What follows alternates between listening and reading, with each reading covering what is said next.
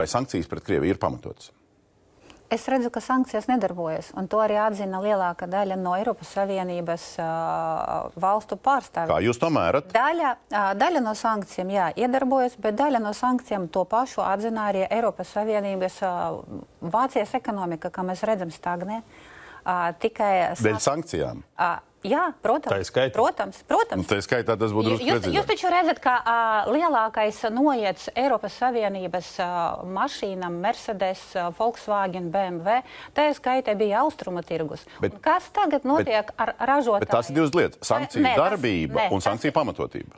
Saprotiet, sankcijas mehānisms vienmēr patiesība ekonomika ļauj ļoti šauram biznesa lokam nopelnīt un lielākai daļai no sabiedrības ciest zaudējumus un krist nabadzībā. Vairāk slikti nekā labi sankcijas, tā iznāk jūs atbildi. Es saku, ka jebkura valsts, tad, kad piemēro sankcijas, aprēķina, vai tas ir izdevīgi valstī vai nē.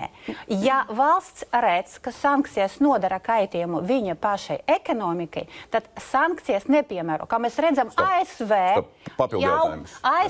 jau pagarināja atļauju iegādāties degvielu pēc Hormuza šauruma problēmas.